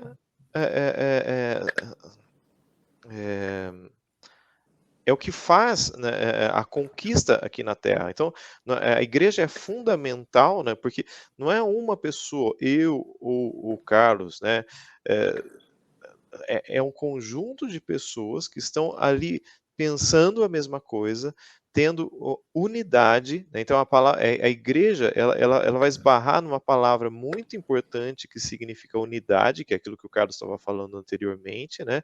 E alguma coisa que aconteceu na igreja em Coríntios, né? Na carta de 1 Coríntios, Paulo fala muito sobre isso, fala, poxa, mas vocês têm que ir nos tribunais, porque se um sofreu a pena, que custa você se humilhar? Então, assim, a questão era uma igreja dividida, era uma igreja cheia que tinha pecado dentro dela. Então, a igreja é um organismo vivo, né, é o próprio corpo de Cristo, que não funciona se não tiver a unidade, né? E que essa unidade vai fazer que a unidade, que é um princípio antigo, né, um dos princípios mais antigos que existem é a unidade, né? Quando você lê sobre a Torre de Babel, fala que eles eram tão né, eles tinham tanta unidade que não ia haver limite para aquilo que eles quisessem fazer, por causa da unidade. Então, quando nós falamos de igreja, nós falamos de pessoas que são soldados desse exército, mas a igreja torna isso uma coisa só. A igreja torna isso realmente algo que é um instrumento, lembrei a palavra, um instrumento de conquista, né, dos céus aqui na terra. Então, e esse é o valor, né, da gente entender, poxa, então se é tudo espiritual, por que eu já não estou lá no céu? Porque você tem ali uma tarefa, você tem ali algo para fazer aqui na terra, que não é feito com pessoas separadas, é feita através da igreja, né? Quando a gente lê em Efésios 6, capítulo 4, fala que as armas com as quais nós lutamos não são humanas, né? Pelo contrário, são poderosas em Deus. Perdão, desculpa, li errado aqui, estou lendo Efésios, desculpa, Efésios 6:12. Pois a nossa luta não é contra as pessoas, mas contra os poderes e autoridades, contra os dominadores desse mundo de trevas, contra as forças espirituais do mal nas regiões celestiais. Esse versículo é um dos versículos em que nós nos baseamos para entender que existe toda uma hierarquia, né, nesse mundo, né? Uma hierarquia, assim, o mundo ele está no maligno, ele nesse momento ele é dominado pelo diabo, né? Esse mundo terreno onde nós vivemos, né?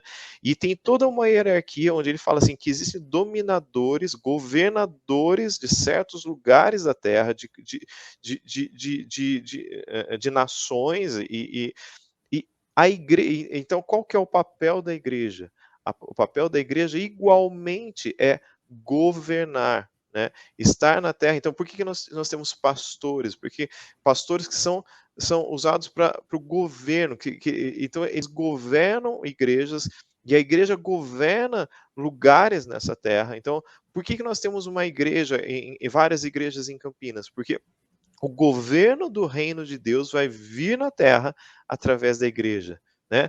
O maior engano do mundo é você achar que você vai ter um governante que é cristão e ele vai governar a nação e aquilo vai mudar tudo. Isso não existe, isso já aconteceu em vários países do mundo, isso não existe. Quem governa é quem governa espiritualmente, não no mundo natural. E quem governa espiritualmente? A igreja. Então, a igreja é um instrumento de guerra, é um instrumento de unidade dos cristãos, mas é um instrumento de governo de Deus aqui na terra. Então, assim, uma das coisas mais importantes que às vezes a gente não enxerga na igreja é esse governo. Não adianta alguém se levantar e falar, não, em nome de Jesus isso vai acontecer, porque coisas, o governo, a expansão do reino de Deus nesse mundo terreno, ele depende exclusivamente da igreja, né? Por isso que fala, né, que as portas do inferno não vão prevalecer contra a igreja, porque o inferno ele já está aqui na terra desde sempre, né? Desde Adão, está aqui na terra, né? Agora, como que nós vamos vencer o inferno, né? É estabelecendo pessoas que trabalham em unidade, que entendem, né, o que é estar juntos, né? Todos, né, sendo a questão da ceia, né, que nós somos, né, revestidos pelo sangue de Jesus, e a nova aliança nos faz porque todos nós somos irmãos em Cristo, que nós recebemos o mesmo perdão, a mesma graça, a mesma misericórdia. Nós estamos aqui com um só propósito, né? De levar pessoas para Jesus. As pessoas falam saquear o inferno, ou seja, ir lá onde estão os prisioneiros, tirá-los de lá, ensiná-los a lutar, como o Carlos diz, e sustentar esse crescimento, né? E governar, né, a nossa cidade, governar o nosso país, não através de governos terrenos, porque todo governo terreno, por mais que. Não, é um cristão, amém. Se eu tenho um presidente, um prefeito cristão, amém. Mas homens são falhos. Não tem jeito, homens são falhos, né? Então, assim, como que a igreja veio para governar espiritualmente a partir daquele versículo que diz o que você liga, né? Então, quando você, um ou mais, porque ele não fala assim, o que você ligar na terra vai ser ligado no céu, quando você está sozinho, ele fala quando dois, eu falei um, né? Mas quando dois ou mais estiverem juntos, orando, concordando, unidade, né? Aquilo que você vai ligar na terra vai ser ligado no céu. Então, esse é o governo que nós estamos falando, né? Então, a gente traz o governo de Deus para esse lugar que nós estamos vivendo aqui, né? E trazemos o poder de Deus para cá, né? Então, é mais ou menos isso. Eu compliquei um pouco, mas é mais ou menos esse o papel da igreja, né, na batalha espiritual, né? É isso. E se eu quiser descobrir mais sobre, se eu quiser ter uma maior noção de tudo que acontece, para qual caminho eu vou? O que vocês diriam, indicariam para alguém que quer saber mais sobre, que quer se envolver mais dentro desse aspecto? Eu diria uma coisa muito simples, vocês vão querer me bater porque eu falar isso, né? Mas é o que eu tenho que tem para hoje, é o que tem para sempre, né? Acho que o Carlos talvez vai ser mais específico que eu, mas leia a Bíblia, ore, né? Leia a Bíblia de novo, ore mais. Depois que você leu a Bíblia 7 vezes, lê mais uma vez. E depois você vai ler mais uma vez, sabe? E leia de novo, porque tudo isso que nós falamos não está em livros, está na Bíblia. Até pode estar em livros, né? Mas tem pessoas que tiveram experiências, né? Eu não tive tantas experiências assim. O Carlos, ele trabalha com isso. Talvez ele tenha até tido muito mais experiências que eu.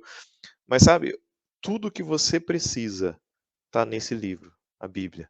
Tudo de cabo a rabo. Ali está escrito sobre demônios, sobre anjos, sobre a sua existência, sobre tudo isso que nós falamos. A única fonte é a Bíblia, né? E aí a fonte prática disso é a sua comunhão com Deus. Sim, a sua ligação com o mundo espiritual precisa ser a sua comunhão com Deus através da oração, né?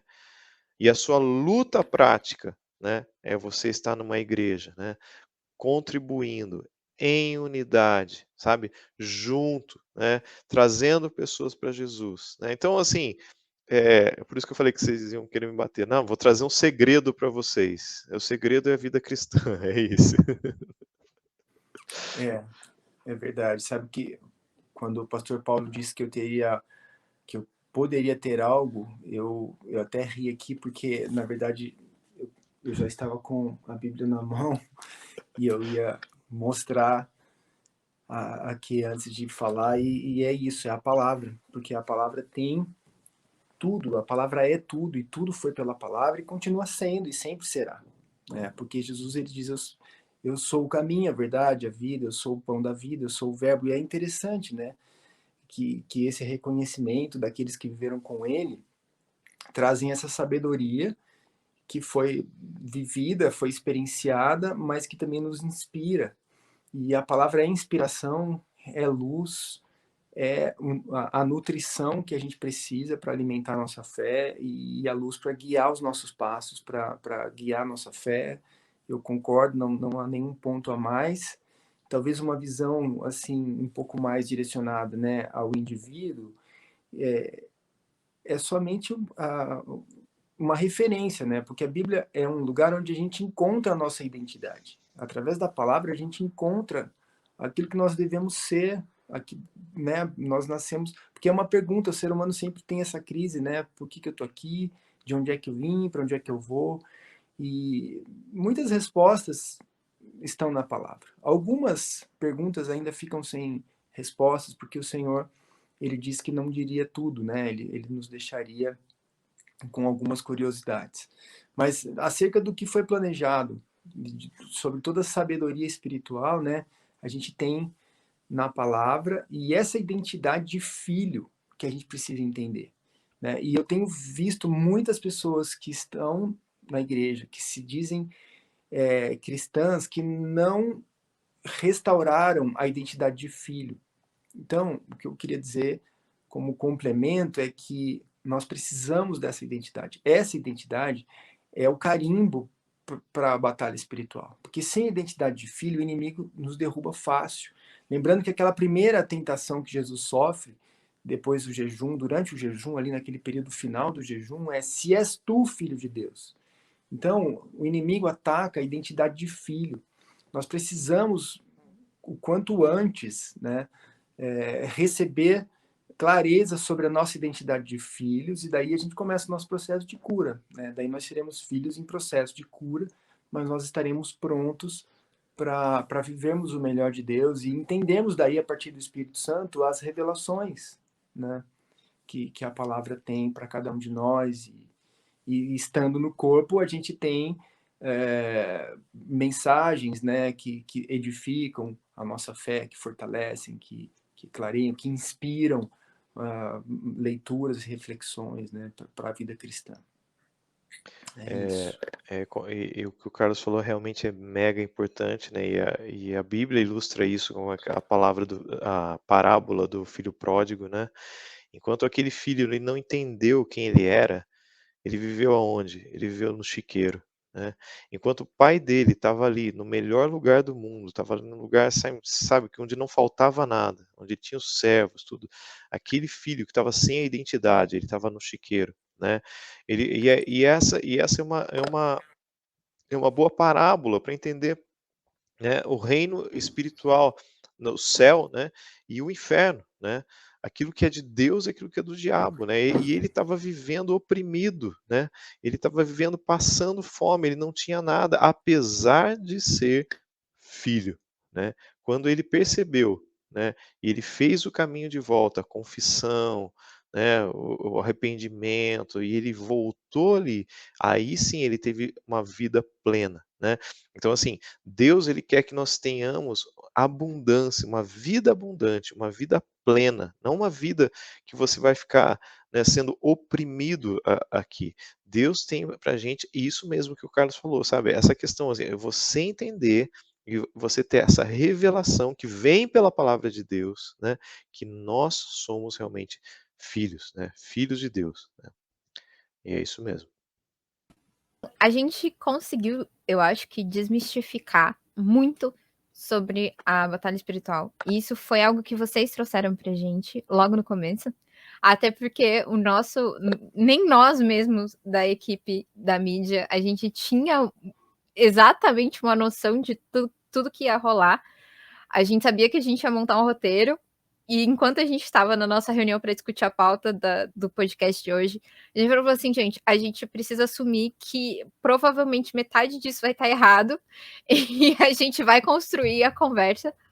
Mas uma coisa que ficou muito na minha cabeça enquanto a gente conversava, por que então, né, quando a gente pensa em batalha espiritual, é muito normal, né, é muito fácil a gente pensar nessa coisa da oração, das visões, dos dons, daquela coisa de que é guerra espiritual, eu vou entrar em guerra espiritual, ou a gente precisa travar uma batalha espiritual sobre isso. Por que a gente tem essa noção meio que até super-heróica disso tudo, né? Como se a gente tivesse poderes e high laser e por que isso vem na nossa cabeça? Então, alguém, não sei nem se tem resposta. O que eu vejo, né, lendo a Bíblia, né, um trecho que me chama muita atenção sempre que eu leio é quando Jesus ele saiu do Monte da Transfiguração com os discípulos mais próximos e ele está caminhando e aí vem alguém reclamar para ele, falou, tem aqui o meu filho que tá endemoninhado, seus discípulos vieram, oraram por ele, mas não adiantou nada. Eles estão aí, continua. Aí Jesus reclama, né? Jesus parece um rabugento naquele momento. Ele fala: não, mas esse pessoal, até quando que eu vou aguentar esse pessoal aqui, né? E aí Jesus fala um negócio que a gente se baseia nisso, às vezes, para orar e ter essa ideia que você falou nossa, eu tenho alguma coisa especial, guerra espiritual, né? Que ele fala assim: olha, essa casta você não remove senão com jejum e oração. Agora eu pergunto para você, quanto tempo Jesus ficou em jejum para orar por aquela pessoa? Ele sabia que ele ia encontrar aquela pessoa? Porque, tipo assim, ele fala isso e impõe a mão e o cara, ele liberto. Ele simplesmente faz isso. Ele fala isso, fala, isso aqui é só com jejum e oração, tá bem, pessoal? Parece que então ele passou lá um tempão jejuando por aquela pessoa, e o nosso entendimento, se você for ver o entendimento crente, olha, então quando tem uma coisa muito difícil, eu tenho que jejuar e orar muito, ficar lá orando, jejuando muito por aquilo, porque aquilo vai acontecer. Mas não foi nada disso que Jesus fez, porque Jesus falou e ele não ficou nem um segundo orando por aquela pessoa, ele simplesmente impôs a mão e o cara foi, foi liberto, né? E aí, né, você fala, meu, então a gente entende que aquilo ali não é que ele estava com, então vamos, o meu objetivo do jejum é que né? Não, o que ele está dizendo é que uma vida de jejum e de oração, e jejum não é, aproveito para falar aqui, né? Jejum não é aquele o método infalível de você conseguir coisas. Jejum é humilhar-se diante de Deus, não é nada mais do que isso, tá? Então você está fazendo jejum, hoje eu estou fazendo jejum, por exemplo. Qual é o seu objetivo de jejum? Não tem objetivo de jejum. O seu jejum é para você se humilhar diante de Deus. Você dizer, olha, eu não sou nada. Você entender que você não tem poder para fazer coisa alguma, né? E oração. Então é uma vida de jejum e uma vida de oração. O que é uma vida de oração? É uma vida de falar e orar o Pai Nosso 500 vezes? Não, é uma vida de comunhão com Deus. Ou seja, quanto mais tempo eu passo na presença de Deus, mais o poder de Deus é visto através da minha vida. Mais as coisas vão acontecer através da minha vida, né? Então, aquela visão de um poder, né, de um raio laser, de alguma coisa acontecer, é fruto da sua comunhão com Deus. Ora, Daniel, ele teve aquela visão depois de muitos dias orando, jejuando, né, e não é que ele ficou uma temporada, a vida dele era uma vida de jejum e de oração e de santidade. Né? Então ele vivia uma vida com Deus, né? Então, se você for ver os discípulos, né, Jesus, eles passaram um tempo orando e chegou um momento em que o Espírito Santo veio sobre a vida deles. O que veio antes? Comunhão com Deus intensa, né? Tempo com Deus intenso, né? Então, assim, acontece isso, né? E a gente vê esses milagres, isso que é legal, né? Você vê esses milagres, essa é a parte, né, da batalha espiritual que você fala, agora eu estou ganhando mesmo, porque eu estou vendo, né? E as coisas são manifestas na carne, né? São manifestas, perdão, nesse mundo que nós vivemos aqui, né? Então, assim, mas isso vem através de comunhão com Deus, é comunhão com Deus, santidade e prática, né? Nunca vai, assim, essas coisas acontecem, né? Tinha um pastor, né? Pastor Miguel, né? Ele falava assim, olha, um dia ele deu um curso para líderes, sei lá, uma palavra para líderes, né? E ele falava assim, olha, você vai aconselhar alguém, não fica falando eu acho. Não fica pensando, eu acho. Não vai lá, mas eu acho que é melhor fazer isso. Não, pelo que eu conheço, pela minha experiência. Ele fala assim, eu falo, olha, em nome de Jesus, isso vai ser assim. E ele até falava assim, olha, encosta na pessoa e fala, dzz, né? Como assim, trazendo a vida, trazendo a realidade nossa aqui na Terra, né? Aquilo que é de Deus. Eu falo, se você está tendo uma vida com Deus, você é um líder, você tem que ter uma vida com Deus. E quando você for aconselhar alguém, sabe, Deus vai te revelar coisas sobre aquela pessoa.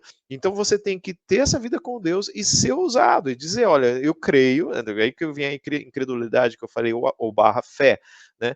Que você crê que aquilo está em você. Porque não adianta nada você viver eremita, né? E você dizer assim, olha, tá bom, mas eu não acredito que isso vai acontecer. Mas você vai lá e acontece. Ele falava muito assim, olha, tem hora que não vai acontecer nada.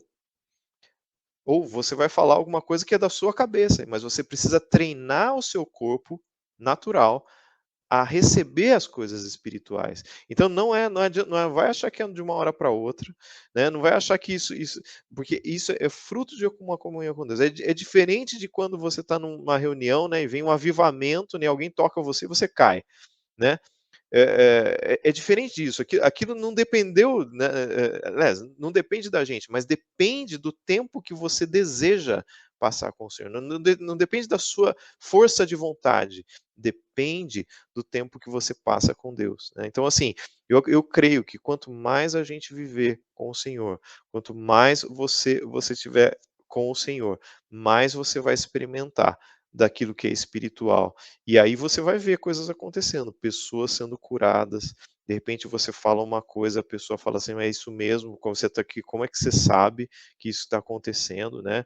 Esses dias mesmo eu estava passando por uma dificuldade, eu estava enfrentando uma luta mesmo, e de repente uma irmã da igreja chegou e falou, escreveu um versículo para mim no WhatsApp, escreveu um negócio, e eu falei: "Meu, quem contou para ela que eu tô passando isso?", entendeu?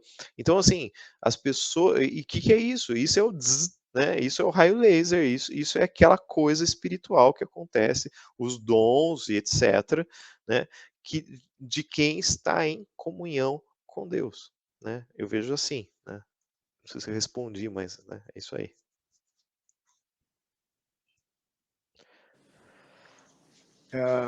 Sabe que enquanto o pastor Paulo falava, eu imaginava algumas questões de batalha, assim, algumas situações de batalhas. E o próprio Daniel, ele se tornou ali popular, né, em seu jejum, então todo mundo fala hoje. Depois de tanto tempo, a gente ainda fala o jejum de Daniel, os 21 dias, né? E a gente sabe que aquele período de jejum foi um período que representou uma batalha espiritual. Depois a gente vê algumas revelações na palavra mesmo, né? Que um príncipe daquela região resistiu ao avanço do reino dos céus até que um anjo de graduação maior viesse. E aí vem o anjo Miguel, né? E daí sim a vitória é garantida, mas assim, houve uma movimentação espiritual tremenda e a gente não consegue ver, né? Mas eu já tive em situações em que algumas pessoas tinham um certo dom para visualizar. Eu sei que, assim, não quero sair da palavra, não quero sair da Bíblia, né, daquilo que o Senhor nos revela na palavra, porque senão a gente vai para um campo que pode ser ideológico, né, e até místico. Não é isso que nós queremos ser bíblicos aqui. Então, assim, os dons, eles são instrumentos na guerra. Então, eu não vejo, eu não tenho, mas eu enfrento ali situações de confronto, né? Aconteceu, acho que faz parte do meu chamado, mas assim, em ministrações, assim, quando eu estava fazendo um estágio prático de libertação e enfrentamentos, é nítido a gente ver a manifestação corporal das pessoas e o que os irmãos relatavam que se estavam vendo. Ah, não, então tem um anjo agora que está soltando a mão, porque tem um demônio prendendo a mão, eu estou vendo aqui. Eu já vi, por exemplo, questões assim interessantes, né, como pessoas sendo presas na parede, né, e aí um irmão revelava assim, ah, não, os anjos estão contendo ali porque o demônio quer vir para cima dos ministradores e tal. E, e eu fico imaginando que no mundo espiritual essas coisas aconteçam, viu, Gia? Né? A questão se a gente pudesse visualizar. Mas eu já vi, por exemplo, serpentes. Assim, já vi uma vez eu vi uma pessoa enrolada por uma serpente, como se a serpente estivesse prendendo, e a pessoa relatava a sensação de sufocamento, né? E o discernimento que alguns irmãos têm nesse processo de batalha, de confronto, é muito importante, né? Porque às vezes a gente consegue destravar com uma oração profética ali na hora, né? Aquela oração de autoridade. Porque muitas vezes o inimigo resiste, porque quando há pecado recorrente, quando há muito comprometimento, o inimigo é rebelde por natureza, né?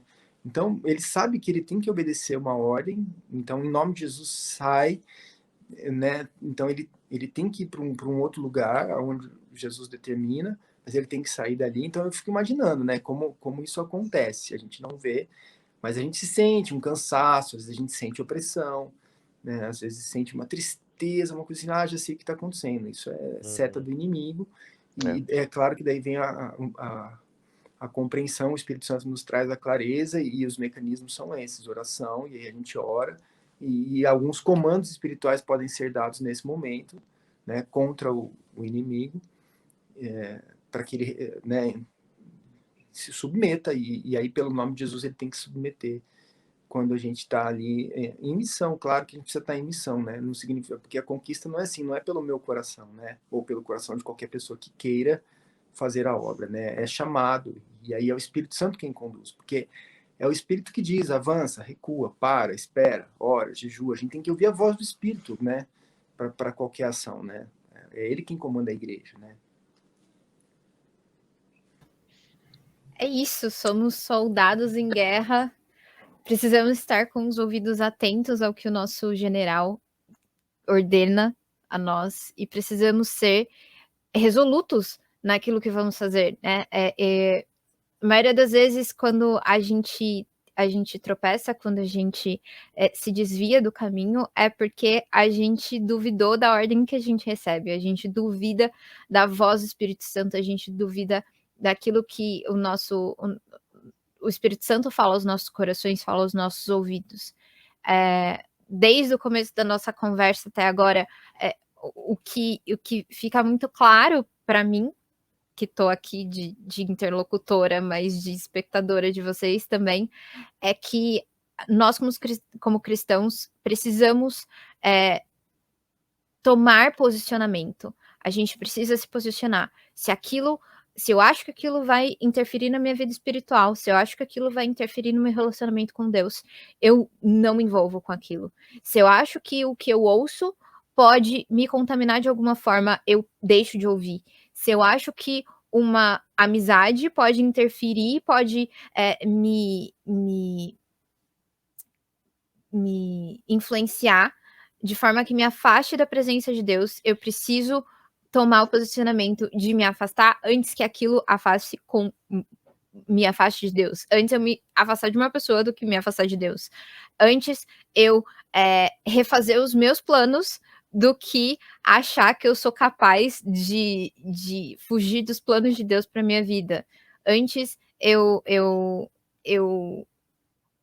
tomar um espaço, principalmente a hora que o Carlos falou que ele contou que ele foi até a casa de uma pessoa e ela estava se desfazendo das coisas que impediam ela de desenvolver, de ter relacionamento com Cristo. Às vezes eu preciso, de fato, abrir mão de coisas não só de relacionamentos, não só de atos, né, de hábitos, mas de coisas que talvez me custaram, coisas que talvez eu tenha até um valor sentimental com aquilo, mas tudo que me afasta de Deus precisa sair da minha vida. E é um processo, são processos, né? À medida que eu vou me relacionando, o Espírito Santo vai revelando e eu vou sendo movido para perto e para longe de algumas coisas, né? Mas em tudo nós precisamos ser como soldados em guerra, prontos para obedecer o nosso general.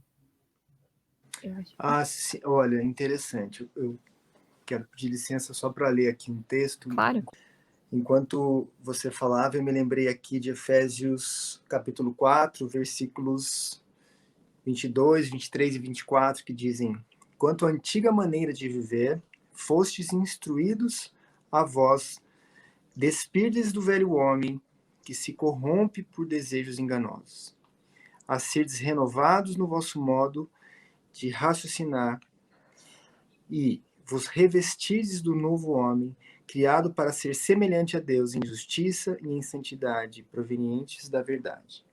Eu acho que assim, esses 3 versículos resumem bem, né, aquela transformação que a gente precisa, né, como Romanos 12:2 também fala sobre a renovação do pensamento, a renovação da mente. Esse texto é mais focado na renovação das atitudes mesmo, né? Eu tenho a compreensão, mas eu abandono aquilo que eu já entendi que não tem a ver com o reino dos céus, né? E aí, esse é o processo de santificação, de fato, né? A gente entender o que Deus quer, né? Para que a gente tenha autonomia, né? E é isso, não é autoridade, é autonomia. Porque a autonomia, ela precede a autoridade, né? A autonomia é só isso, porque, como o profeta diz, né? Envia-me a mim, Senhor. Eis-me aqui. Então, ele está dando autonomia para si e para o Espírito, né? E daí a autoridade flui através dele. E em 2 Timóteo, capítulo 2, 3 a 5, fala que aquele que luta, que é o bom soldado, né? Está falando para Timóteo do bom soldado, né? Ele não se embaraça, ele não se perde, ele não se envolve, né? Com as coisas dessa vida, desse mundo, né? porque ele quer agradar aquele que o alistou, que é Jesus, né? Então, fala exatamente isso, né? Que às vezes você tem que a nossa vida cristã é uma vida de renúncia, né? A gente não entende isso, né? É difícil a gente entender isso, né? Demora para a gente entender isso. A gente até sabe às vezes, mas demora para que você entender que é uma vida de renúncia. Eu estou renunciando ao pecado, eu estou renunciando às coisas que eu gosto muitas vezes, porque elas não agradam a Deus, aquilo que você estava falando, né? Eu não me envolvo com os negócios dessa vida porque eu tenho que lutar. Entende? E tudo vai fazendo sentido, né? Você começa a ler, você vai, então isso aqui tem um contexto aqui, porque eu preciso lutar, eu preciso deixar certas coisas, principalmente desejo, sabe? Uma coisa que Deus foi me ensinando durante a vida foi deixar muitos desejos, sabe? E às vezes eu pregava sobre isso, e as pessoas falam, não, mas espera aí, você não pode ser tão assim radical, né? Como assim? A gente pode gostar das coisas. Eu não estou dizendo que a gente não pode gostar das coisas.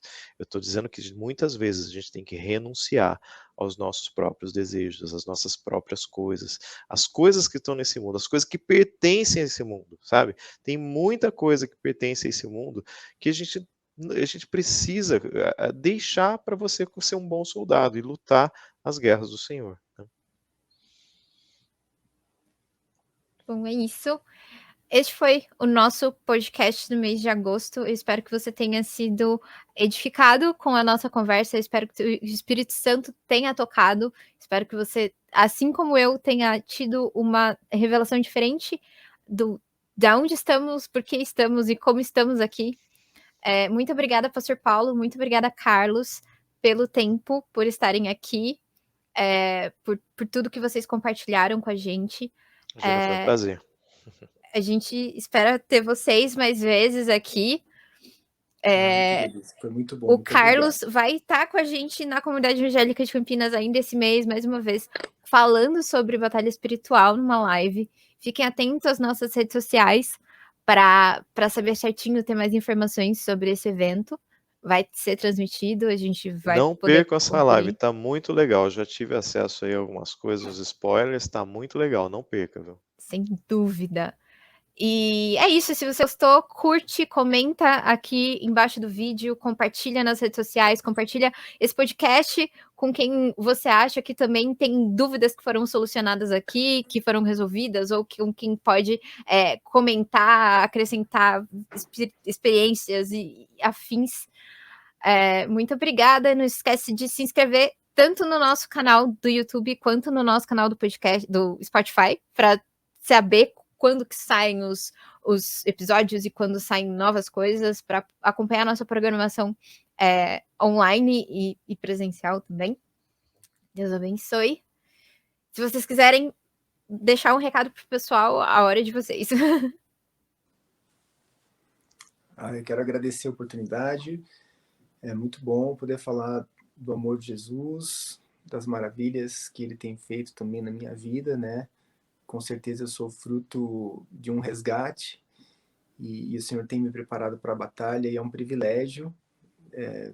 Que o Senhor abençoe a todos que ouviram esse conteúdo e que o Senhor possa projetá-los para um novo nível de conhecimento, de sabedoria e de rendição em nome de Jesus. É isso aí. Eu queria agradecer, tá muito legal esse podcast, esse formato que vocês têm feito, tem sido muito legal, tem abençoado, a gente já ouviu outros, né, e tem sido muito legal mesmo, né, e a gente realmente agradece a Deus por esse trabalho que vocês estão fazendo, continuem, né, e pra gente, pra mim, né, pelo menos é um prazer estar aqui, é um prazer falar, né, falar a palavra de Deus, né, conversar sobre a Bíblia, né, falar sobre o reino de Deus, para mim é um prazer acima de tudo, né, é uma coisa que eu gosto, eu ficaria aí, né, o dia inteiro falando sobre isso, né, e o que mais, né, o mais recompensador, né, é que ao entender, né, ao compreender aquilo que a Bíblia diz, que a gente pratique aquilo que a Bíblia diz, que isso faça parte prática da nossa vida, isso faça parte, né, do nosso viver, né? Então nós falamos muitas coisas e às vezes as pessoas falam, "Não, que lindo, que legal", ou que ruim, né? Sei lá eu. Mas se você achou legal, né? Se você deu um like, né? Se você achou legal o legal pra gente vai ser se você praticar. É isso aí. Muito obrigada, gente.